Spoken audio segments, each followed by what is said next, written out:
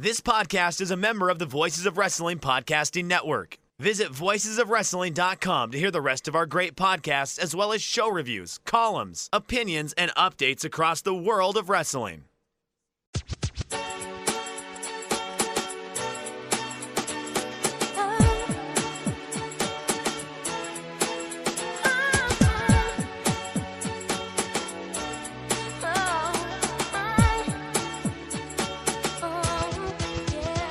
This is Everything Elite, the world's best podcast devoted exclusively to all elite wrestling and the elite extended universe. I'm Aaron Bentley, and I am joined, as always, by my good friend, Mike Spears. What's up, Mike? Hey, y'all. It's your old pal, Iron Mike Spears. I'm doing pretty good. I got to see a whole bunch of dogs today, so I'm pretty happy. And yeah, I hope you had a nice Thanksgiving. And we have a special guest with us today, so without any ado, let's introduce him. Yeah, we're joined by Drew Spears. What's up, Drew? Hey, Aaron. Thank you guys so much for having me. Big fan of the podcast. Always excited to talk about the Premier American Wrestling League. Fresh off of an Dynamite. I also got to see some dogs today, and I'm doing good. Awesome. Drew is, of course, Mike's brother, but he's also, a podcast celebrity in his own right. Big time podcaster, Drew Spears. I am a prolific podcaster. I don't know if I would go with the descriptor big time, but certainly prolific. That's literally half the battle. So it's true. Just keep pumping that content. That's right. Mr. Content, in fact, Drew Spears. Instead of Mr. October, Mr. Content. We're going to go with that from now on. Yeah. So we're glad to have Drew joining us. And folks, mods are asleep. No Nate this week, so we can go wild. We're going to go wild. Nate, of course, is traveling for the holiday and could not join us tonight. So God only knows what we're going to get into on this episode. Yeah. Any complaints we have, direct them to Aaron Taub, like always. Yes, please. All right, make sure you're following us on Twitter at Everything AEW. I'm at Aaron Like the Car. Mike is at Fuji Heya. That's Fuji with two eyes, like Don Fuji. And Drew is at Drew Spurs, Spurs. Check out Drew. Great content on Drew's account. Make sure you subscribe to the podcast. You can search Everything Elite on the podcast app of your choice, or subscribe to the Voices of Wrestling Podcasting Network. Leave us a 5-star rating and review on the podcast app. And go to patreon.com/Everything Elite. Subscribe to the Patreon. We'll talk a little bit more about that in just a second. Here's what we're going to do tonight. We're going to do Elite or Delete. We're going to run down Dynamite and a little light this week. So we're going to talk about Kylie Rae. Some news broke on the Kylie Rae tip this week. And Marty Scurll. There's some rumblings about Marty. So we'll talk about that later. Quickly, before we get into everything, I want to talk about what's on the Patreon this week. If you're not a subscriber, on Monday, we dropped Breaking Strong Hearts, Mike's show, which you can check out the opening right now for free on YouTube. So go check that out. It'll give you a sense of what this show is. And it's not like any other wrestling podcast that's out there. This is a great episode. Mike, tell us a little bit about it, but I just want to give it my strongest recommendation. Yes, I'm part of this Patreon, but it's really fucking good. Like, go check it out. I feel great that I have the endorsement of a noted DG hater like Aaron Bentley, that this is good content. So yeah, I'm doing something a bit different from most wrestling podcasts for Breaking Strong Hearts. Someone has described it to me as wrestling but serial, which is something that I'm like, okay, I wouldn't call it that myself, but if you want to call it that, sure, cool. But it's kind of a audio diary / timeline looking at the events of and leading up to and the creation of OWE and Strong Hearts. And the first episode's out. I had my usual Open the Voice Gate co-host Case Low on it, where we just spent about an hour and a half talking about one day. And it's something that it's a very important day because it was the day that Dragon Gate and OWE split. So we talked about all the big figures there, the events that led up to it. And after that, we're going to start getting into like actual show reviews. And I'm going to have a couple more like interviews and discussions like this, but it's kind of like a new format for a podcast. And I've been really stoked about the responses I've had so far. So thanks to everyone who's listening, and check out the opening on YouTube if you're interested in what it is. And I think I'm going to probably do that for all the openings from now on. Just post them on YouTube a day or two before they go up. So yeah, check them out. I just want to be clear that I'm not a Dragon Gate fan. You do not have to be a Dragon Gate fan to enjoy this. If you've never watched Dragon Gate, you can watch this. I mean, you can listen to this and you'll enjoy it. Yeah, I want to jump in here to give my approval of Breaking Strong Hearts. My brother has been into Dragon Gate for well over a decade, and mostly it's so impossible for me to follow what he's talking about. But the podcast does a really good job of being concise and kind of explaining this kind of Byzantine dragon system. So kudos to you, Mike, and Case, and I can't wait to see where it goes from here. Yeah, my brain is real broken, and if useful information or useful things you could have in your life are completely like excised from my brain. I lose my car keys all the time. I've replaced it with like Who Phase 2 at Kobe World 2004. Like I have to have some sort of outlet for this, so that's what we have on the Patreon. On Wednesday, we did AEW Light. Mike and I did, which we do every week, previewing Dynamite. This week, particularly good because we, talked about the Trent match, Trent versus Pentagon, which played into this week's Dynamite. So if you're not catching AEW Light, you're missing out. I don't know if we'll have anything else up this weekend, but ratings aren't out yet. So maybe if ratings are exciting and they come out tomorrow, maybe Mike and I'll do a quick hit on that. Also, this is Cody, the very first. Well, no, we did the Full Gear Instant Reaction show first, but the next piece of content, we dropped that down to the $3 tier this week. So if you haven't checked this out yet and you want to try it out at the $3 tier, there's a brand new show on there, along with all the episodes of AEW Light.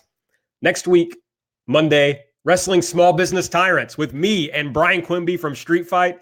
This is a very fun show. I know Mike has listened to it, but it's just me and Brian. I don't want to spoil who it is yet, but we talk one specific American independent promoter and a lot of funny stories about dumb shit they've done. So it's a lot of fun.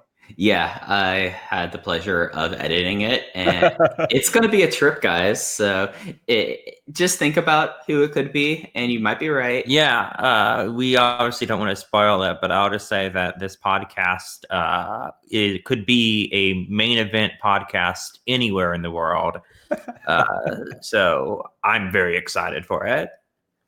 Yes, if you know me, you know who it is, but it's going to be a lot of fun. So that's on the Patreon coming up. Make sure you go to patreon.com/everythingelite. I think we've already talked about everything that's been on there this month, but go on there, check out. There's a tier for your budget. I feel confident. Check us out. We're not talking ratings because they did not come out today, I presume due to the holiday. Most likely they'll be out tomorrow. Yep, they'll be out tomorrow. They're never out on holidays, so we might have some content for you tomorrow if they're interesting. So yeah. Yes. We're not promising anything because they may be boring, but if they're interesting, then maybe we'll put something together. But now it's time. Drew, you get to play the game that's sweeping the nation. It's Elite or Delete. If you're new to the show, this is where we talk about the good and the bad from this week's episode of Dynamite. Drew, you're the guest. I'm going to start with you. Give us your Elite pick of the week. I got to say my elite pick of the week is Chris Statlander making her Dynamite debut. Very excited to see her have her second match in AEW. Really hope that she's signed. I think she's going to be really fun if she does continue to wrestle for AEW, mixing it up with their women's division. Yeah, I'm sold on her. Very happy that it seems like maybe she'll be going to AEW as opposed to other options that it appeared as though she was going to. Yeah, it's really cool to see her like outside of a straight jobber context, which is where she was in Nashville, her in Chicago. I mean, she was in the ring with Priestley, probably is like, I think 5 years a veteran, but all three of these women have extensive histories and are at the top of their game or close to it. And she did not stick out like a sore thumb like you expect someone thrust into this scenario. And she worked well, especially with Priestley. Like those two kind of had some good instant chemistry, and I dug that a whole lot. So yeah, no, I'm happy to see that they're putting this this four court press on Chris Stat, and definitely helps him kind of shore up a division that kind of needed a rising star. Seeing that the idea of Britt Baker has completely failed. So I'm glad that Chris Statlander, and the crowd seems to like her too. So I'm okay with her kind of sticking around. Yeah, and I mean, I think Chris over the last year and some change has been in a really fortunate position to get to work with some of the premier talent on the indie circuit, which I think will obviously pay off in spades. I saw her go up against Dirty Daddy Chris Dickinson at a GCW show just a few months ago, and it rolled. I'm really excited for her. Yeah, the Dirty Daddy loves Chris Stat. He puts her over on Instagram, social media constantly. And I had not really seen her until she showed up in AEW, but I've been very impressed. I mean, she's an excellent wrestler, better than her experience for sure. Like, I went back and looked at her cage match last night. It's like, wow, her first match was in, I believe, April of 2017. So, I mean, she's barely been around. And, you know, I would, seeing her with Priestley, it's like, man, I would love to see her go to Stardom and mix it up there. It'd be a great spot for her. The Beyond Twitter account liked my tweet saying I wanted to see her go to Stardom. I don't know if that means anything, but interesting. So yeah, she was great. Just shadow book it, you know. You say things out into the world and they happen. And yeah, I need to figure out a way to become the guy who gets the foreigners booked in Stardom. I need to get that power, basically.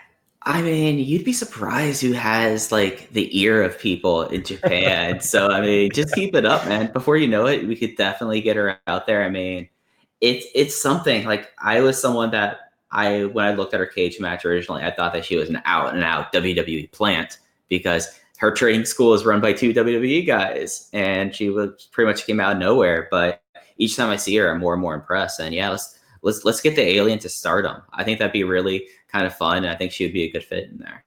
Yeah, some rumors floating around that maybe she is going to AEW. I mean, I think they'd be dumb to to throw her on TV if they don't have plans of signing her, but we'll see what happens. So, Mike, what's your elite pick? I'm going to go off the page here, and I know you hate this, but I was kind of surprised that Drew didn't go off the page with this. I'm talking about the fucking Butcher and the fucking Blade and the Bunny. Woo-hoo! Gassed up Teddy Roosevelt. It's just something that, like, maybe Beyond is the secret feeder to AEW because that's where both Statlander and the Butcher and the Blade came from. But it's something that this is a company that is really kind of a couple of players short of having their all-star team. And I feel like having someone like Pepper Parks, who's been around forever and has been solid. Like, I know there's some people who aren't super high on him, but I think he's like serviceable. And then like Andy Williams, I mean, that isn't also kind of an interesting play because he's a metal musician, and you could always kind of get that there. And that could be a part of how AEW has done a better job than WWE has ever had in co-opting themselves into other forms of media. And it gives a good role for Allie, who has been underwhelming in the ring. And I know some people think like, okay, what's going to be the difference between them and the Dark Order now? But now we're kind of seeing a different Dark Order possibly come forward. So I'm excited about this. And I think this is a fresh tag team that when the division has already kind of felt a little bit like they have come to the conclusions of matchups that you can have every other week, being able to create a new tag team in one night and make them like, okay, these are the guys who took out Cody after his big return to the ring. So I don't say they're instantly made, but now you have a team that is able to be plugged in, and now you can have them go against Lucha Brothers. You can have them go against just up and down division hybrid too. And it's just a good thing to have fresh talent coming in here. And I think that they chose a good one with that. Yeah. And I love the look. Like, it's a fresh look. It's not something we've really seen on American television. Obviously, these guys are fresh to a large part of the audience. And I want to take the opportunity to bury the crowd slightly on this. It's like, look, if a team comes out from under the ring and attacks the biggest babyface in the company, all you have to do is boo that team. That's it. Who gives a shit if you don't know who they are? They're doing the thing you don't want them to do. It's just like the first time that I've just hated an AEW crowd in that moment. I just wanted them to all go away. Drew, did you have anything else on Butcher and Blade? Do I have anything else on the Butcher and the Blade? The Bagman. I do think it's interesting that they debuted him against Cody, because that would, you would think that would mean that Cody would be in a tag feud coming up. Not to mention, Cody still has unfinished business with Wardlow and MJF, and that begs the question of whether or not they're going to be put together as a unit. But yeah, I'm very curious where this goes. It does feel like AEW is trying to juggle multiple feuds for multiple guys at the same time, and I'm curious to see how that's going to coalesce. Well, it gives you a chance, I think, to let MJF go do something else for a little while and not have Cody worry about him too much, unless, as you suggested, Drew, they kind of pair all those people together, which I don't know about that. But I don't think they should. It doesn't look like they will. I just think that that's a possibility. I think MJF's aesthetic and the Butcher and the Blade aesthetic is so different. But it is interesting that as opposed to, I don't know, having Butcher and the Blade beat up Private Party or Jurassic Express, they clearly have big intentions with them if they're going to be beating the shit out of Cody. The Bunny Alley. Yeah, I mean, it announces them as stars, whether the crowd received them as such. They're going to be treated well. And I like the idea of giving Cody, basically a mid-card feud here, or, something that doesn't have to be at the top of the card and allows MJF to go worry about something else. So it's not what we're used to on American television wrestling. And for that reason, it's pretty cool. My elite pick, I guess I should at least pick something off the page since I wrote all the options. I'm going to go with the Scorpio title challenge working. I mean, Mike and I talked about this on AEW Light, that you have to get the crowd at some point to where they really think, oh shit, this guy might win. This could be insane. We're going to see the title change on TV. And I was worried early in the match because it wasn't very good early on. It's like, okay, well, let's see how this goes. And then they got him. They got, Scorpio Sky hit the big TKO. I'm not sure what he calls it, but the TKO that looked like the finish. And the crowd bet on that. And then I was like, oh, okay, well, he didn't win, so let's move on. But then they did the roll-up, too, that looked like, oh, well, he actually might get another chance to win here. So all we said on Light was they had to get the crowd at one moment, and they did that. And that's all you can ask for. You can have these little title feuds where somebody pops up from the mid-card, and all you can ask for is that there's a moment where it seems like the champion might lose, and we got that here. So I call it a big success. Yeah, and if anything, this whole thing is kind of reminiscent of the late 70s, early 80s NWA, where you would have your touring champion, if it was Harley Race, if it was Dusty Rhodes for a short period of time, or more likely if it was Ric Flair, where Rick would come into a territory for a month and then they would pick a guy. And it was not always like their number one star. Like I remember in Memphis at the time, it was a very young Coco Beware that they basically built up Coco Beware for a quick title shot at the Mid-South Coliseum. And it was all about getting him and getting the Memphis crowd, the Continental Territory crowd, invested into Coco, being like, okay, we think that Ware could win the title here. And now we've seen them do this twice. With Darby already had a little bit more of juice behind him. And maybe that is because everyone on the podcast is already invested in Darby Allin. But it was smart how they did it. And you know me, I'm a sucker for a good flash pen, and having that backslide tease was a really solid piece of work there after the TKO. And, they made a big deal about no seconds. And of course that meant the seconds were going to come out and there was going to be some drama there. But I think they kind of used that as a tool that it didn't factor in whatsoever into the finish. It just kind of factored into, okay, this is how Sky got like his biggest advantage. And then even after that, he was able to get a close near fall. So, yeah, I think that this wasn't a great match by any means, but I felt like this was an effective match. And if this is what they're going to be doing during these long breaks between pay-per-views, I'm totally okay with that. Like, we don't need to have the champion having 30-minute epics out there. I think this one was like 15 minutes maybe, but I felt like that this was a solid match. And I think they did a great job of having the crowd invested in Scorpio when a crowd wasn't super hot all night, but they were hot for the possible title change. Yeah, and I mean, just to kind of elaborate on what you said, Mike, this is the first time in a very long time that an American company is doing weekly TV, but not monthly pay-per-views, not monthly big shows. So it's kind of like they do need to pick their spots to have these kind of event Dynamite episodes, whether it's literally branded as such as the Bash at the Beach upcoming in Miami, or if it's this Chicago one, which has had this wait for the better part of a month. But yeah, it requires a little bit of training and a little bit of like, okay, yeah, for 3 weeks, we can have Jericho do this mini thing before we establish that he's clearly going to be going up against Moxley, and that'll probably pay off at a bigger show. Yeah, couldn't agree more with that. You see it in Stardom where they do these little title shots. But it's a little different there because they're trying to sell tickets with title matches. Although I guess they're trying to do that here too. But it is interesting what you're saying, Drew, of like, are they going to establish kind of a schedule where we know that every 4 to 8 weeks we'll get a bigger Dynamite? Or is it just going to pop up occasionally depending on where they are? Kind of reminds me of NXT when they were running before the takeovers, or even when they were only I don't know how many they're doing now, but there was a time when they were only doing 4, but you would get a big buildup every so often where it's like, okay, here's a big NXT weekly show, and we'll see how they do here. All right, I'm going to delete first just for fun, and also I only put 2 things on here, so somebody's going to have to come up with a third one, so that'll be fun. Okay.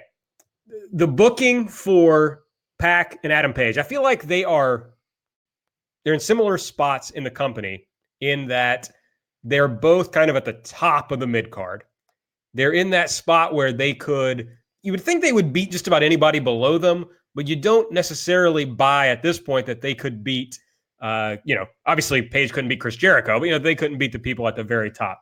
So what you clearly have to do is build both of these guys up to get the crowd to buy into them. Page even more so, but Pac, there's a big difference between at All Out. There's a big difference between when Pac entered and when Kenny Omega entered, based on the crowd reaction. Okay, you fast forward to this show, and Adam Page feels like a much bigger star than he did when he faced Chris Jericho at All Out, and Pac in a rematch against Kenny Omega feels like a bigger star than he did before. And yet you have Pac getting 50-50 booking again. So after going 50-50 with Adam Page, he does the same thing with Kenny Omega, even though it's a flash pin, but I just dislike that he went 50-50 with him and Adam Page. I mean, we talked on this very show that we would be critical if he went 50-50 with Omega right after going 50-50 with Page. So that's annoying. Same thing for Page. Yes, he loses in a finish where it's, the heel manager or the heel second knocks him out. And so it's not a clean finish. But I just have to think that it hurts the reaction that he was getting in this match that they've been building up. And it's just like, I appreciate they can't push everybody, and some people are going to have to wait. But then cycle these guys down. That's the best thing I can think of, rather than getting us excited and then pushing them back down. So that's my delete, just this kind of, as I called it before, WWE's booking. I'm down on it. Yeah, and you know how I feel about Pac as a wrestler. I'm pretty well documented as the person that is leading the charge that I think he is 2019's Wrestler of the Year. And I feel like now that he's going to be doing it, besides the fact that he's been now booked 50-50 and hasn't looked as strong as he should look with this 50-50 flash pin with Omega. You could, of course, say it's a flash pin, but it's 50-50 booking at the end of the day. And it is something that kind of goes back a little bit to how Drew was saying about they have to build up things and what are you going to be doing on these like breaks between having a tentpole show, because obviously someone like Omega, someone like Pac, and I guess in theory, someone like Page, you want to keep them warm, but you don't want to have them hot, if that makes sense. Like you want to be able to say, okay, we need to have a title match for Jericho. Okay, let's put Page out there, or like look at your calendar and go look at your watch. Like, okay, I guess it's time for Pac.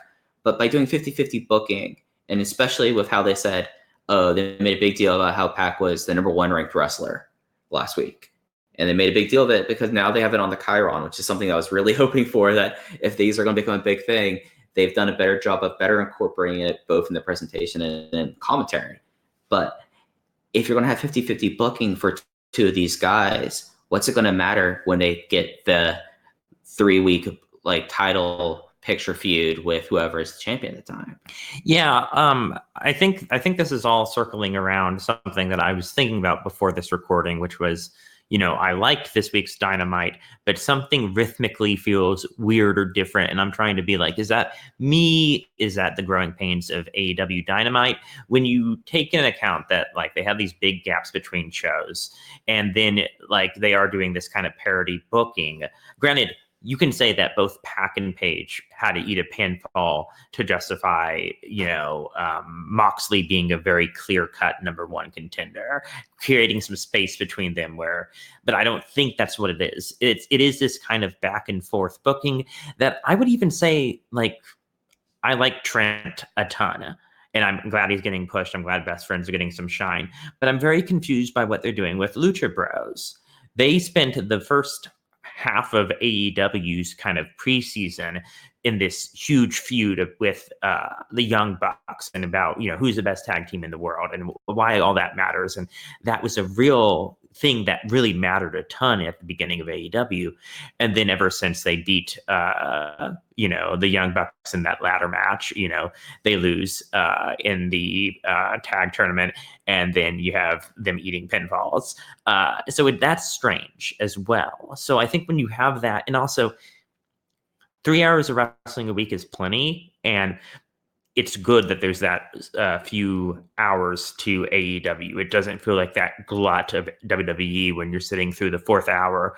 But at the same time, they have such a big roster that then you're having guys that don't get on TV for 3 weeks. So when you have things like, how do you make the Lucha Bros hot when, you're having, Penta eating pinballs or things like that? It just creates this kind of rhythmically strange booking, I guess. And maybe that'll bear out and we'll learn like, okay, it's fine if, Janela's not on TV for 3 weeks and he loses, But there is this like thing of where they're, I think, being a little bit too deliberate in how they book guys. And as a result, it creates like this tiered system where like there's people who are clearly jobbers. There are people who are, clearly the main eventers who aren't going to ever, eat pinfalls, but rarely. And then there's like this upper mid card where it's like guys that do like feel like, yeah, they're wins are close to 0.500, but we're supposed to believe that these are the top tier guys.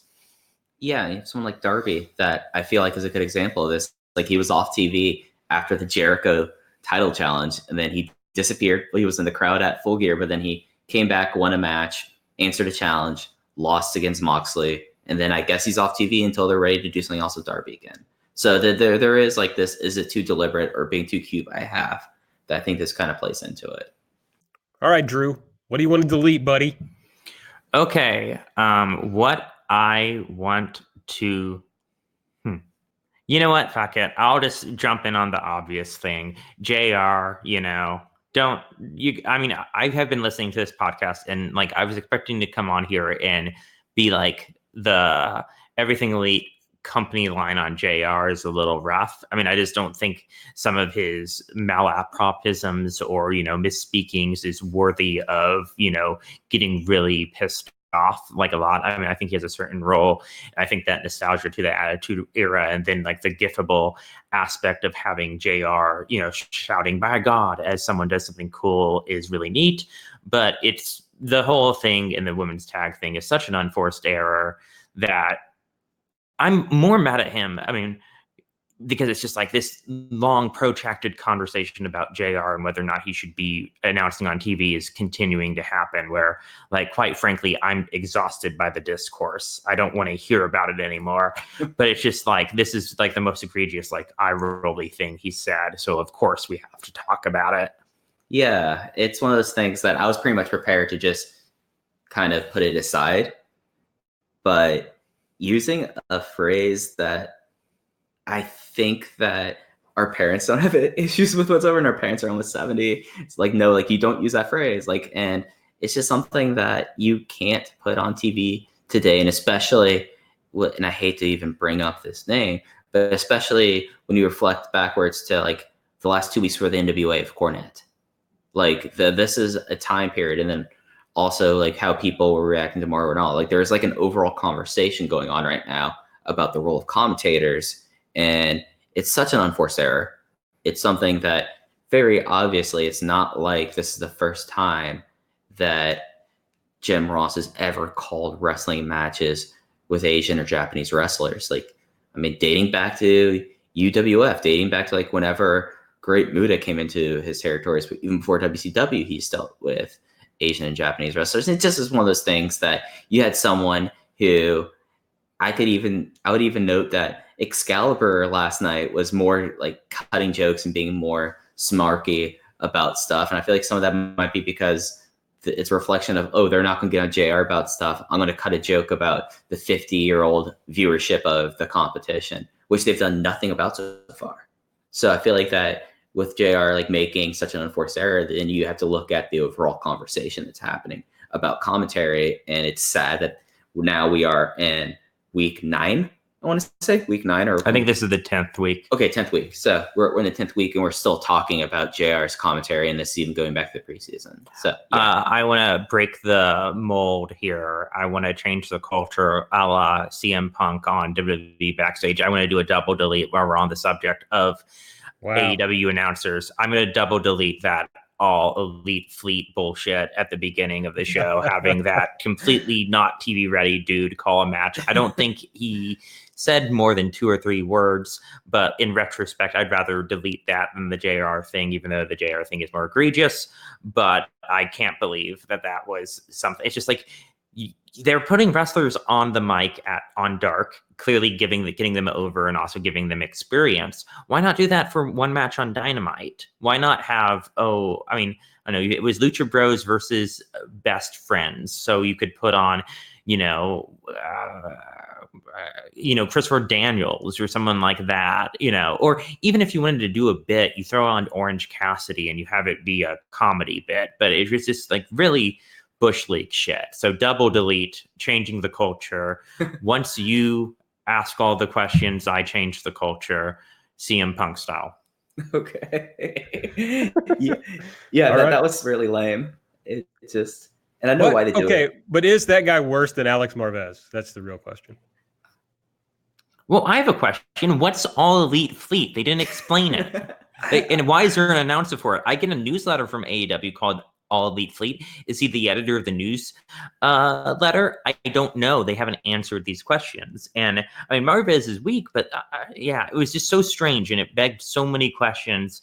And the guy was just awkward on television. Don't do that. It had something to do with State Farm. I saw somebody. Yeah, sponsored by State Farm. The All Elite Fleet announcer special. So State Farm paid money, and they said, "Hi, we would like to sponsor an announcer for one match. Who do you have?" And they said, "We have the All Elite Fleet editor."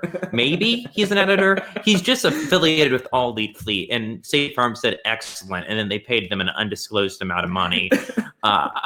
No good.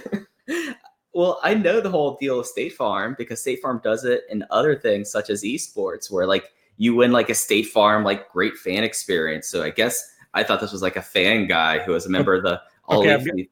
I have the oh yeah, so it's just this shit. So whatever you get, Drew, that's what it is. So are you elite? Join the fleet. Drew. Okay, so it was a fan, and if it was a fan experience, that's a little bit better, but protect that fan. Don't make it be weird. I mean, or have it be like, oh, he gets to sit in at the booth and get a firsthand view. Don't be like, oh, we need to put this person in a highly stressful situation on live television. That's not winning a contest of any kind. No, that sounds like torture, to be honest. Yeah. Like having to be put up like really anxiety hours, like being put like in front of a hot mic saying, "Oh yeah, you won this contest. You're coming in here and you're calling a match on Dynamite. Go!" Like, come on, guys. All right. Well, Drew had 2. You got 1 mic? Yeah. You can't have 2, by the way. No, I'm good. So mine is they had a bunch of, and they've had this throughout TV now, and this was kind of the episode where I kind of threw up my hands about this. And that is, they need to be less reliant on the run-in schmaz because they've had awesome ones. The one that ended the show in Charlotte was a great go home for Full Gear. But like having the whole Jericho celebration open up and have it be like actually a genuinely amusing kind of 15 to 20 minutes. Like they haven't had an opening segment like that before, and it didn't seem like they were really going to, but they showed like, hey, we can do the 20-minute live open and make it funny and make it worth it. But then they had SEU like dressed up as marching band people and attacking the Inner Circle, and it was so lame, and the crowd reacted as how lame it was. And then later they had Dasha and Dustin out there. No, it wasn't Dasha. I apologize. Dasha was on commentary, was on ring announcing. It was Jen Decker out there to do like a Dustin Rhodes promo for whatever reason, who knows. And then they had another schmoz, another run-in there to like set up a match for next week. At least that one had a purpose, whereas this one seemed at the beginning of the show just felt really awkward and unnecessary and lame. So yeah, let's dial back like the constant brawls, because when they've done it well, it's been excellent, but it just came off as super lame last night. Yeah, I do I do a spreadsheet on the Patreon for TV appearances. Just so you can kind of track like who's doing what on TV each week. Some people find it interesting. I'm not sure if that many people do, but it's amazing how many times I have to type run in as like somebody's appearance on television. It's just a constant thing on here. So you're right. Sometimes they're good, but sometimes they are very bad. Yeah, I mean, I think also when we're talking about this, like, long, elongated weekly TV booking, it's like, I hate saying this, but like, I'm getting a little bit tired of Elite versus Inner Circle stuff, and I want to see that big blow-off match. Yeah, I agree. I mean, I like it as an overarching story. I do, but it does feel, well, I worry. Is my brain broken by WWE television? Like, does this actually have to pay off this soon? I feel like I want it to pay off soon, but it may be that it still needs time to burn.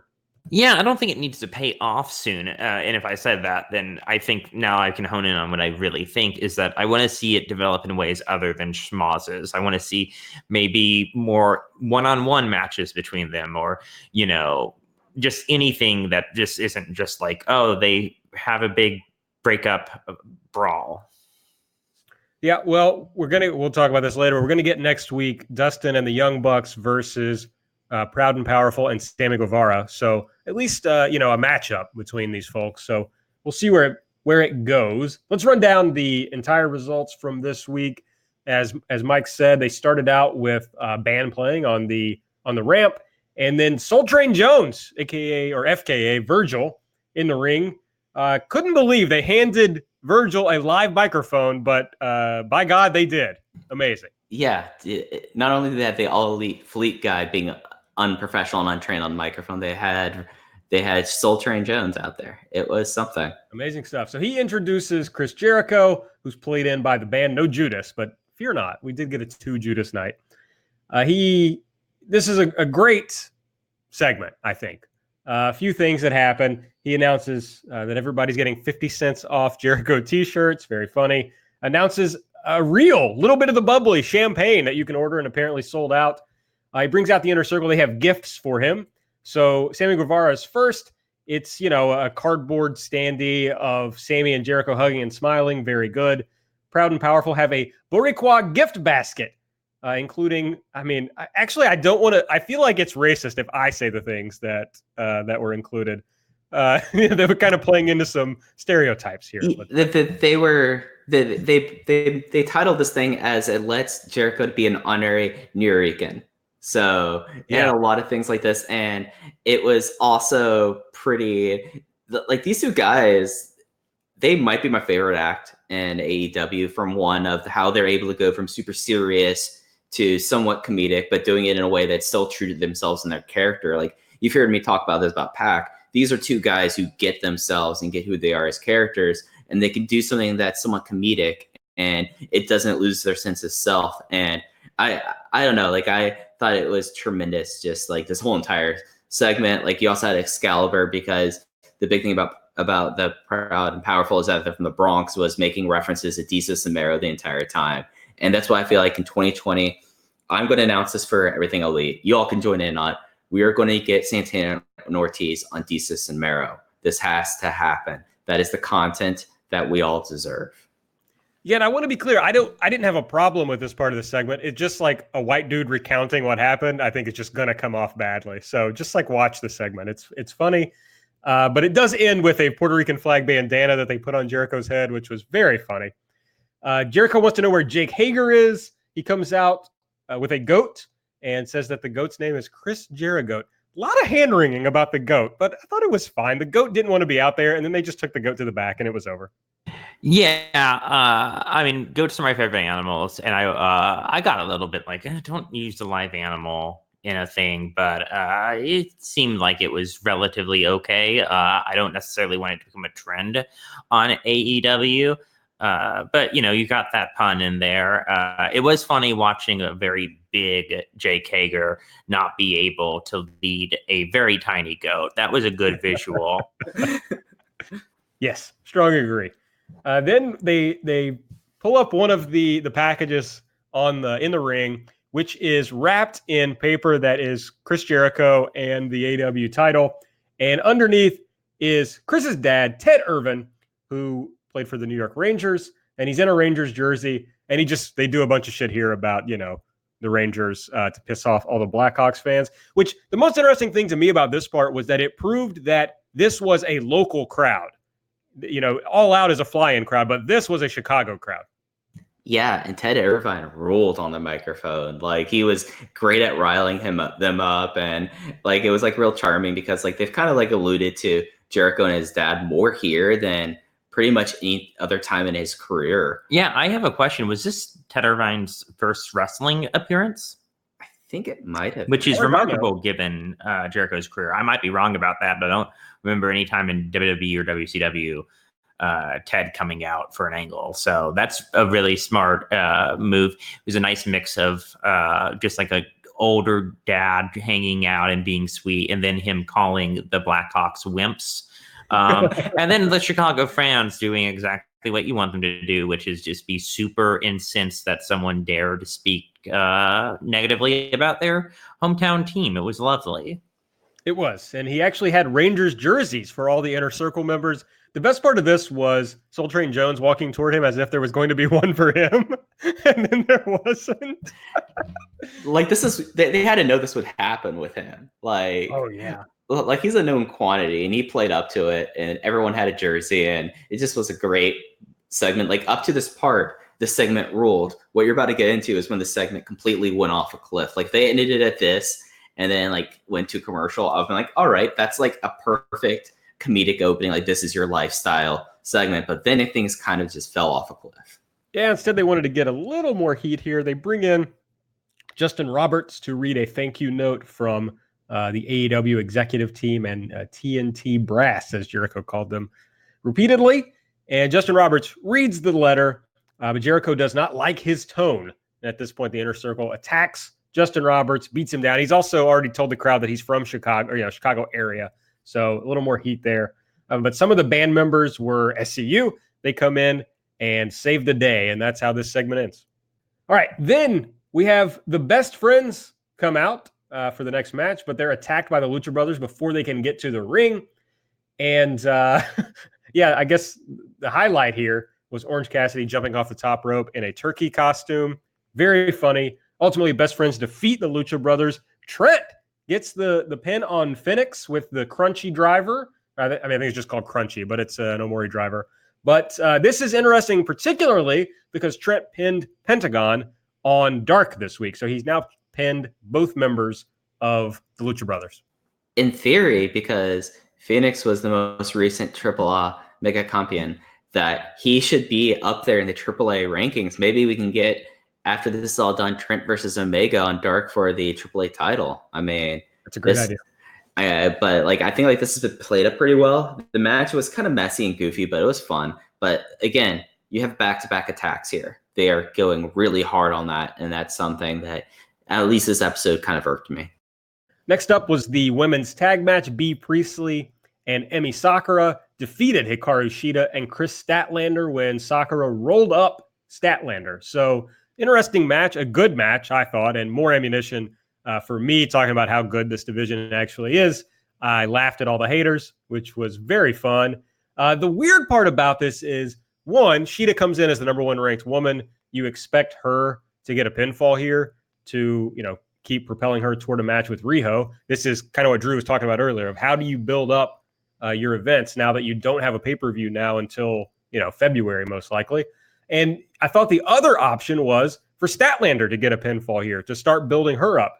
And instead, they went completely the other way. Sakura, who you can't imagine being like a real player in the division going forward. I think she's a great piece, but probably not a real player. But instead, she gets a pinfall and Statlander takes the fall. Yeah, and they made a big deal, and Drew and I were talking about this before.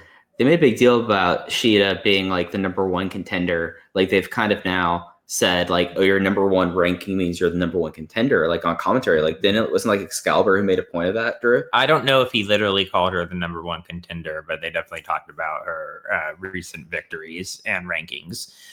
Yes, it's strange. I fear, though this is going to be the end of the world, that this is going to lead to a multi-woman match for the championship.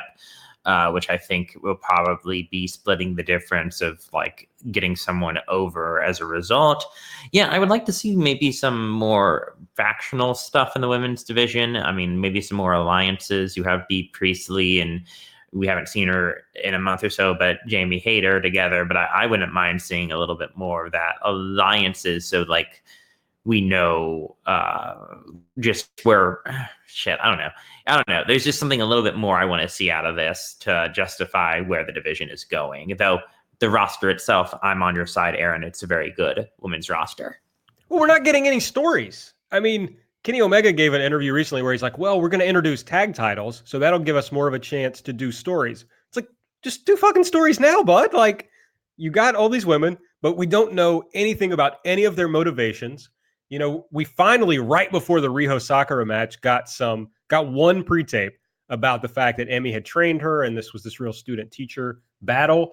But I guess Bea Priestley and Britt is the only story we've gotten in the history of AEW between the women. So I would just like to see some stakes here other than just who's going for the title. And they never made mention of the fact that Shida was trained by Sakura as well. Like, that's another story you could be telling that you could build off of the whole Riho thing of, okay, Riho is known for being Emi Sakura's, like, prize pupil. Well, before her, there was Hikaru Shida. Like, there's definitely things you could have told on this. But, yeah, like, the thing is, like, it's bereft of any stories. And right. I think you could have an instant one with, like, oh, Statlander somehow gets a flash pin on Bea Priestley. Because they made mention about Bea Priestley being the former World of Stardom champion. And be like, hey, that's probably the biggest win of her career. How's this going to propel her in the rankings? Especially when you like see how the women, they've made deals on Dark about like Shauna and Big Swole being like, okay, both of these women were going for their first win. So like there's opportunities here that they're not taking that wouldn't take a lot of time. And I think that's overall kind of the frustrating thing, is because it seems kind of obvious, at least for us who kind of analyze for promotion. We get a Jon Moxley pre-tape. This was kind of a weird promo, I thought, and it wasn't his best work at all. He basically says, I came into the promotion declaring war on anyone who wanted to stand in my way, and nothing's changed. So that's a great, example of his progression as a character. But he says he's going to get everyone eventually and asks if there's anyone who wants to get me before he gets them. So it kind of is sold as that somebody would step up to challenge him, right? But that's not how the episode ended up playing out. This looked good. It just, the content wasn't great. Well, this was something that was presumably paid off at the end of GCW's show, where Joey Janela challenged Moxley for next week, which is an interesting way of building up for it. But yeah, I mean, I think they just wanted people to know that, Mox still wants challenges and to keep him fresh in people's minds before his entrance at the main event to kind of formally be the next guy to challenge Jericho. I'm getting a little tired of Moxley's promos, I gotta say. I mean, he's good at them, but it's just like, yeah, he's going to compare himself to something like Napalm Death or something like that. And it's just more fun to watch him beat the shit out of someone, I guess. Did they mention the Janela challenge on this episode? No, that happened so. In GCW, I believe, after AEW went off the air. Okay. I mean, I guess I'd read on Twitter that it happened, but I'd forgotten about it until you mentioned it. But it's certainly... So it's weird to use this to set that up and then do what they did at the end of the show, because there's like this disconnect between the two things. But we get Cody out next. And as Mike predicted on AEW Live, I'm just going to keep banging this drum, go to patreon.com/everything elite because we're right about a lot of shit. Cody defeated Matt Nix in a squash match. Matt Nix is a Chicago local guy. He wrestles for Freelance Wrestling. I think he runs Freelance Wrestling. He's a big part of Freelance. And Cody defeated him with a figure 4. Yeah, I was scrolling through Matt Nix's cage match a few minutes ago. Real journeyman of Chicago indies, but also indies for the last couple of years. Definitely was around Evolve and FIP and stuff like that. I'm sure Nate would have more insight on the guy, but it's very cool that they bring in these local workers, give them some TV time. It does feel like a little bit of a gold watch opportunity for some of these guys who may not necessarily ever get signed. But I mean, best of luck to Matt Nix, so that's tight though. Yeah. I did like how, I think he's the promoter of Freelance, and they did there was a noticeable Freelance chant when he came out and they announced them. So it's nice that you can kind of find these local guys. And in a lot of ways, it seems like this is a way to have a squash match and still make it somewhat vested. And that was kind of cool. But this was a fine squash. It was okay. Yeah, it's also cool that Cody beat him not with his finish. So they did 2 opportunities on this show to establish an alternate finish if you don't need it, your main finish to beat a big guy. So I really appreciated that in this match. Afterward, Cody is cutting a promo. He calls out MJF and wants MJF to come out to the ring. But before anything can happen, a square appears in the ring. Someone starts to come up through it, and it's the fucking Blade, folks. And then we get the Butcher out. The Butcher and the Blade lay out Cody. It was tight. This is like what I said about earlier. This is a great way to introduce a team there, and you got the motherfucking Butcher and the motherfucking Blade, and you have the Butcher and the Blade. Yeah. The Bagman, the gassed up Teddy Roosevelt, and the Bunny. This is I think this is a great. You already said this, Mike, so I shouldn't repeat. But no, go ahead. Just further elevate my ego. Yeah. But this is great for Allie. I really didn't know what they were going to do with her in this promotion. She's not a super worker, but she's an excellent person to have on your roster, and this is a great spot for her. So I'm excited about this, and it gives them more heels. They needed more heel teams, and they needed more heel women's wrestlers. Clearly heels, not just Bea Priestley gets booed because she beat up Britt Baker. This is a good role for all of them. Yep. Kenny Omega defeated Pac, as we mentioned earlier. Omega defeated him with a crucifix pin. So another flash pin, real Mike Spears hours on this episode of Dynamite. But overall, I thought this was a good match. I didn't like it as much as I liked their all-out match, but it was good. They also did this in a nice sprint format. This was about 10 minutes of a sprint, a lot of bombs there. I mean, it just was kind of something to see them do a match like this. But yeah, no, this was not as fun, I feel as their one from All Out. But yeah, no, this was a fun match. And I mean, you guys see 2 great wrestlers and 2 people who normally would be at the top of the global wrestling rankings just face off on TV at 9:00 in a mid-card match. Who expected that to happen? We get a replay of the Dynamite Dozen Battle Royale, and that leads to MJF defeating Adam Page. MJF hit a very bad crossroads after Wardlow sucker punched Adam Page. I don't know. This was a match. There really wasn't that much to it. This was really more about getting over Wardlow and further getting MJF over than anything else. Yeah, this sucked. Yeah, it was a real who gives a shitter of a match. Yeah, that was if you're I get stealing the guy's finisher to make yourself look like more of a motherfucker, but that was so bad that of course you're not going to hit it as well as that. I remember the whole thing about Jimmy Rave and AJ Styles and early ROH about Jimmy Rave stealing the Styles Clash and that being a thing, and it was never done as well. But that was an all-time garbage exposing finish. It sucked. And Wardlow, I'm always going to celebrate Wardlow Day. I just feel bad that constantly he's going to be buying fake Burberry ties because he seems like he goes through one each week. Yeah, I mean, if the point of this is, obviously to elevate MJF and to give him a ring that he's going to make people kiss, cool. All the best. Super curious what that upper mid card of Page. I mean, I guess MJF, they're not going to immediately do him and Cody. Pac and Omega kind of go from right here because I don't necessarily know where they're going. Yeah, that'll be interesting to see. I mean, I think you're right about that little grouping of guys, and I'm not sure. They'll have to sort out MJF and Pac and kind of who's on top of between those two, but we'll see. JR did announce that the Dynamite Diamond match is going to happen annually, so I guess it's not going to mean anything. It's just it's going to be its own thing.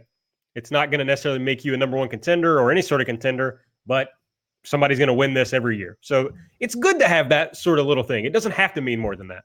Yeah, and this is a promotion that loves battle royals, so they have another justification to have more goddamn battle royals. Right. Maybe we'll get a women's Dynamite Diamond battle royal ring as well, just because we're going to have to see, is Nyla Rose going to be as good as Adam Page at battle royals? That's a question that we have to answer. We also, another reason you should be listening to AEW Light, I've probably killed this gimmick at this point.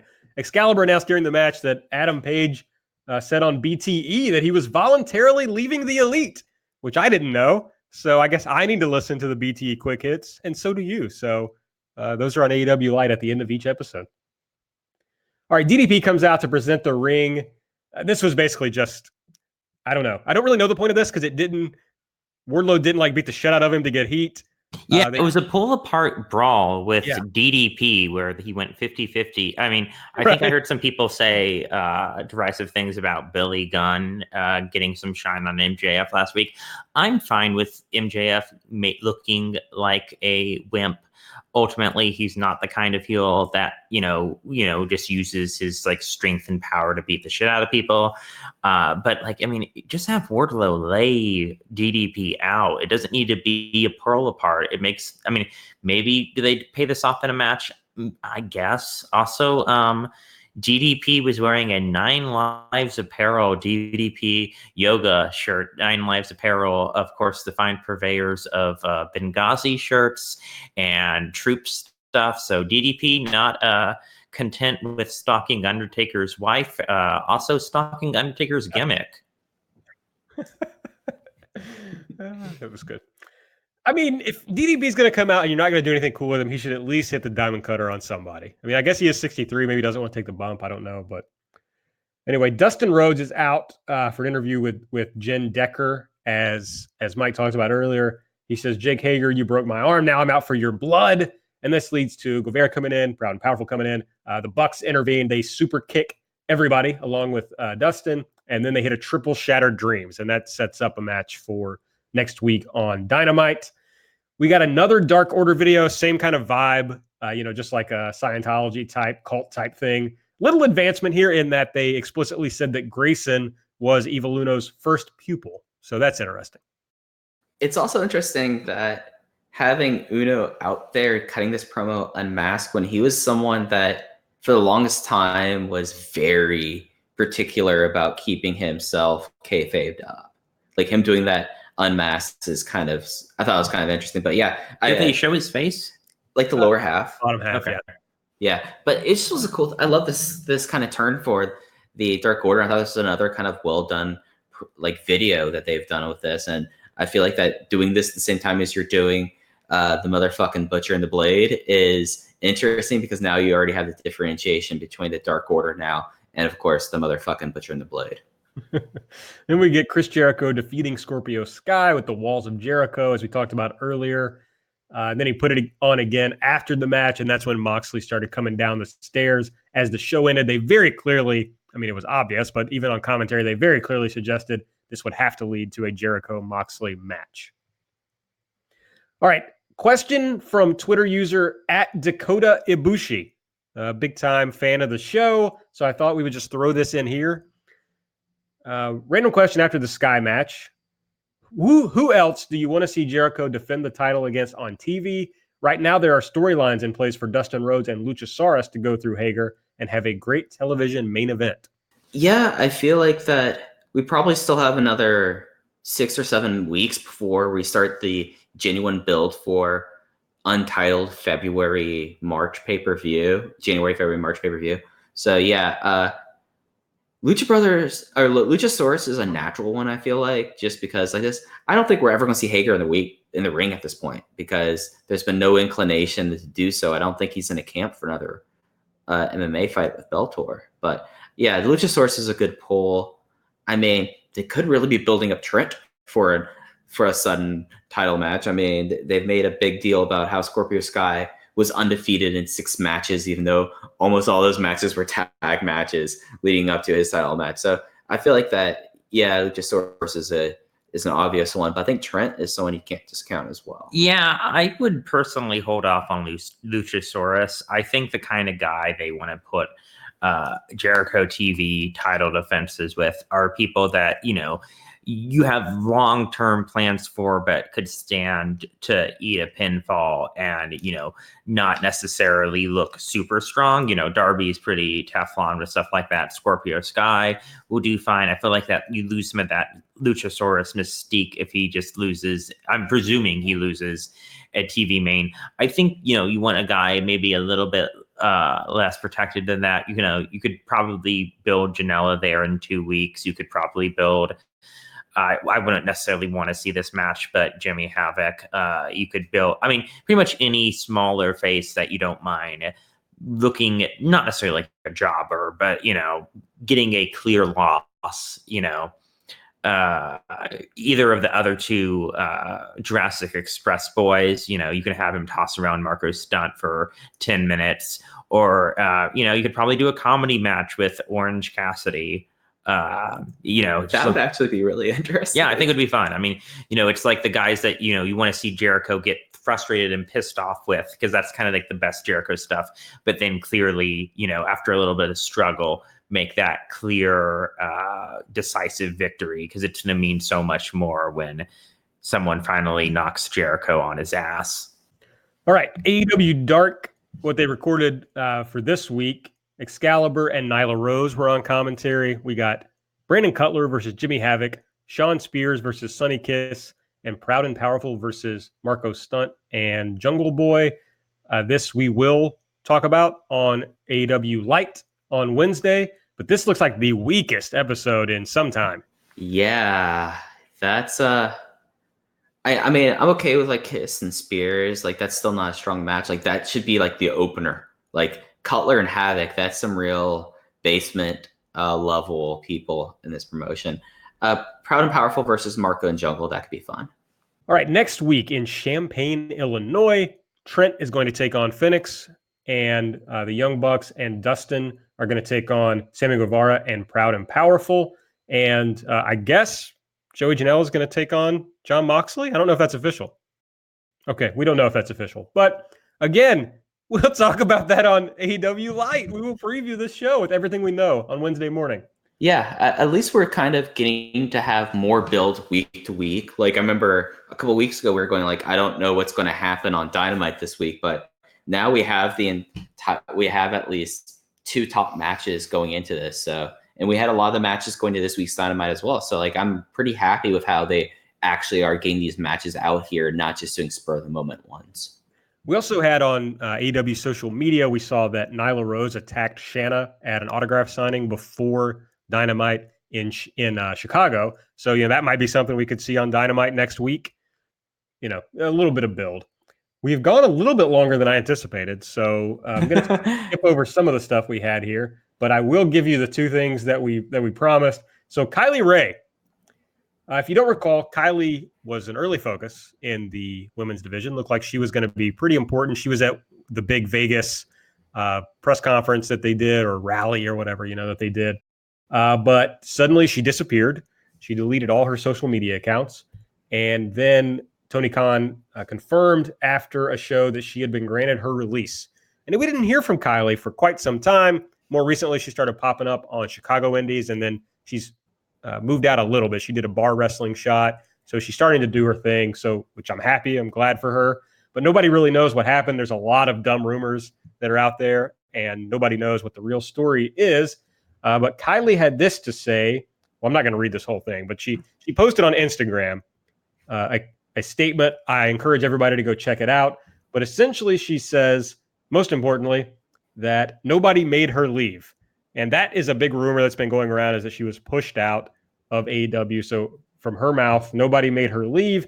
She expressed a lot of gratefulness toward AEW. She said it's a great group of people. The most interesting thing I think in here was that she said, I always tried to be a good person, but I make many mistakes along the way. I needed to get my mind, body, and soul right with God. We all go through obstacles in life, and we may want all the answers, but we don't need them. She goes on. But essentially, no news here, but it's all we've gotten out of Kylie Rae, and it gives a sense that there was just something going on there that maybe she needed to kind of regroup a little bit, and that's kind of where she is. So we'll see what's in store, but I'm not sure we're ever going to get the full story here. Yeah, I think I talked about this at All Out because this was the thing that happened at the press conference, and I was a part of the press conference, and I really wasn't able to get any sort of follow-up from Tony Khan, and he didn't have any implication that he was going to give any sort of follow-up. And when it's come up since then, it's been pretty much company line, which you could read into that however you want to. You could cast whatever negative feelings you have about towards the opaqueness, or you could cast whatever positive thoughts about it. But it seems like that this is kind of, I think, would be the end unless something happens in the next few years that allows people to talk more freely about this. Yeah, it is a Rorschach kind of ink blot for what you want it to be. I hope for Kylie that it is something that does not overshadow her career. I'm sure that it took her at this point to put out this statement, so I would imagine that maybe this wasn't her first thing that she wanted to address. And for her sake, I hope she gets a rep for, being a great worker and an exciting wrestler, as opposed to having this kind of shadow follow her career. Yeah, Kylie rules. I'm rooting for her. I hope that she does great and doesn't end up in WWE. Which is the nicest thing I can say about anybody. Just as long as you have that last sentence, apparently. Yeah. Yes. Marty Scurll. Let's talk Marty before we get out of here. So, oh boy, there was a lot of talk going around because he didn't have a match announced for Final Battle, but one was announced today. But there was a tease on being the Elite this week that basically Adam Page, once he said he was leaving the Elite, he had a picture of Marty Scurll. So, teasing maybe that they were going to join up, and obviously teasing that Marty Scurll might come to AEW. Dave Meltzer reported that his contract expires on November 30th. So that's coming up in a couple of days. But of course, Final Battle's is later than that, right? It's on the 13th, I want to say. December? Yeah. It's not as late as it usually is. But yeah, it's a couple weeks after. Dave also pointed out that Scurll owns the rights to the name Villain Club, which great job on his part. He could bring that with him. And obviously, he could end up in AEW, WWE, or New Japan. He lives in Florida. Obviously, they're doing everything they can to get people that might go to AEW to come to NXT. And I'm sure he could get a bunch of money and honestly probably be set as a top star or even put on Raw or SmackDown if he wanted to be because of the competition right now. Yeah. When this was originally talked, I think I probably said this on air, I expected him to be in WWE. I thought that it was pretty much like the fit. His partner at the time was a part of NXT, and he lives in Florida. It just seemed like a natural fit for that. But now it seems like everything's wide open. When I hear New Japan, knowing that there is no Honor Rising tour in 2020 for Ring of Honor and New Japan, and just the general stench and state of Ring of Honor, like I don't see him, unless he's going to pull like a Juice and just live in Japan and go that way. I don't see that necessarily happening. So it seems like the natural kind of landing position now has moved to AEW. It's not necessarily something that I'm super excited for. I know that you've talked about needing one or two more stars on something that might be released very soon, and he could very well be that one or two stars. So I guess business-wise, it just all lines up. But I'm not going to be... Marty Scurll is someone that I've always viewed as diminishing returns. I remember the first time I saw him live was at Bola when I actually went out to visit Drew. He lives out in LA. And I saw Marty Scurll live. And he was so awesome that first time I saw him. And he never was as awesome as that ever since then. And I just look at him in this context. And I mean, he'll be a star, but it's not necessarily for me. I want to point out something. Speaking about him having the IP for Villain Club, no, Villain Enterprise, whatever. He's doing a pop-up shop in LA December 8th, which is 5 days before Final Battle. I don't know if there's anything worth divining from that. I mean, Marty is an interesting case where, like, I think that early potential when he first hit PWG was so exciting as a wrestler.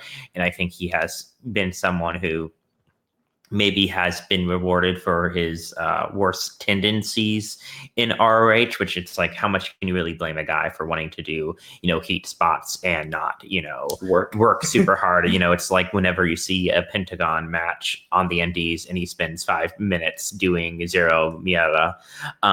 But I think there's no doubt that like this audience loves Marty Scurll and he will be super over and they want to see him real bad. So I think you give him what they want. You probably have him be the one that like finally turns the tide against the Inner Circle. You finally get that big blow off match that people are speculating is going to be a match beyond 5-on-5. Paige comes back into the fold.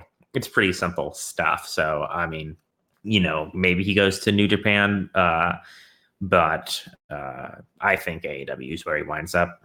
Yeah, I mean, the key to life is obviously working as little as you can and making as much money as you can for that small amount of work. So I've got a lot of respect for Marty Scurll. I just have no interest in watching him wrestle. So yeah, I mean, that's the thing, right? Well, yep. I mean, here's a question. What about the rest of Villain Enterprise? I mean, because like Brody King and PCO signed around the same time, which was around here. Is there any rumors about them or their contract status? PCO re-upped or is about to re-up, I believe. Yeah, I think so. Brody King might be free and clear coming up soon. I haven't heard anything about if it was a longer-term contract. I know there was talk about Rush's contract being 1 year or 2 years. It ended up being 2 years, but I don't remember that being said for Brody King. So he could be someone else also. I mean, like, he's a different kind of guy, and I think that's also someone that could be used in this promotion as well. I took this straight from Dave that he wrote Scurll owns the rights to the name Villain Club, but I don't know if he meant Villain Enterprise or who owns that. I have no idea. Villain Club was obviously the shirts he was making off of Bullet Club. Yeah, well, Marty is doing a Villain Enterprise pop-up in LA, so I would imagine if he's running those events for himself that he would probably own the IP. And there was a thing about Pro Wrestling Tees putting up a Villain Enterprise shirt under the AEW like part of their website or something, right? So that could play in here. I mean, that could be as honest as people just being negligent. Because, right. I didn't take much from that, but yeah, it could be. I mean, I'll be stunned if Marty doesn't end up in AEW. It would be a huge upset if he ended up anywhere else, in my opinion. Yeah, at this point, like, if I was going to rank, it would be AEW far beyond that, then maybe New Japan, because I can see him doing New Japan of America stuff and being able to still kind of do stuff with like Brody King out that way. And then it's a huge steep drop there. Like, I just can't see why anyone, unless they just want money, to work for Ring of Honor at this point. And WWE, we all know the deal with WWE, and the fact that his former partners in WWE probably is something that might be used against him. You can never count against emotion when you're making like these kind of decisions. That's also, I hadn't thought about what you just said, Mike, about New Japan of America. We don't know how much they're going to be trying to flex their muscles to sign people to run in the United States. So Marty would be a great get for that. So that's probably, I was surprised when you said that's the second most likely option. But when I think about it, I think you're right. They're going to have to sign some stars, and there aren't many stars. It's like Marty and ACH. So you have to sign them, or you're going to have a really hard time having American talent that American fans want to come see. Or in Marty's case, British expatriate talent. Not American talent, but you know, the American fans are familiar with him. So, Drew, before we talk about our plugs, what do you do? Where can we find you on the internet? What can we check out more of yours for the people who have fallen in love with you on this episode of Everything Elite? I host a podcast called This Podcast is Self-Care with my co-host Kate Raft. We talk about the culture around self-care, both the good and the bad. It's a very ridiculous kind of culture, but it's also one that we think is necessary because, even though, a lot of it is just, vampiric capitalism, you still need to be good to yourself. And we interview comedians, but also people of all sorts about their self-care routine.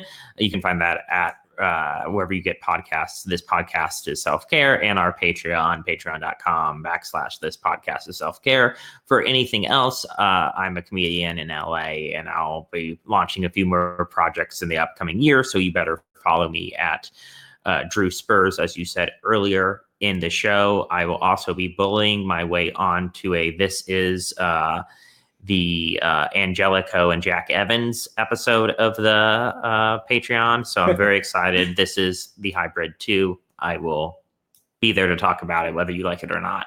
No, absolutely. It's really hard to think about. I should do a better job of just scheduling how I'm going to do this, because I'm like, fuck, who do I do next? So it's interesting. I'm in talks with some people about the next one that's coming up. So we'll see what happens. And you never want to put yourself through the 5-hour mega cast that I'll put you through about This Is Shima. That's the gun to your forehead, basically saying you have to do other ones, or else Spears is going to take up 2 days of my life just talking about random Toryumon matches from 1999. Yeah, but when I do This Is Jack Evans, I'm gonna just go through Twitter, advanced search Jack Evans, and all the terms he uses for weed, and just track his match by where did he score weed afterwards. So that'll be really exciting. I think it's metrics. I'm gonna, Mike, anytime you want, you just record This Is Shima. You can have any guests you want. So you want no part of this, is what you're saying. I mean, let's be honest here. I don't know shit about Shima. I'm not sure that I would even be, because you would have to put together the prep work. So then basically I would just be reading your notes. I would be leading you through your notes to do the show. Yeah, that'd be a real awkward dance. Yes. So I'm sure Mike will handle This Is Shima along with another qualified guest. All right. For us, for the non-Drew Spurs parts of the show, make sure you're following us at Everything AEW. I'm at Aaron Like the Car. Mike is at Fuji Heya. It's really hard to switch up my normal cadence here, but Nate is also at Epitasis. So check out Nate. He's still doing content.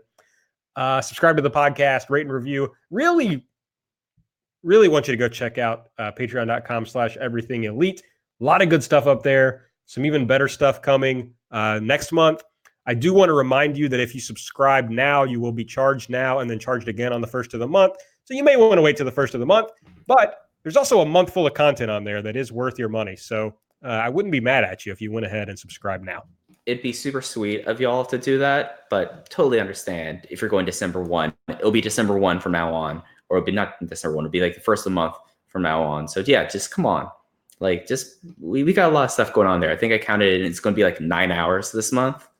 So it's a lot of content, a lot of shows. And hey, I think AEW Light is one of the more fun things that we do each week. And it's kind of a nice thing to get yourself ready for AEW Dynamite each night. And I've been really stoked and appreciative of everyone who signed up. So yeah, thank y'all. Yeah, it's exceeded our expectations already. And we're hoping to here's what I'll say about it. We are constantly talking about content to put together for the Patreon and ways to make it better. So you're definitely going to get our best effort. So yeah, we'd love you to go to patreon.com/everything elite. But that's it for this week. For Mike, for Drew, I'm Aaron. We'll see you next time.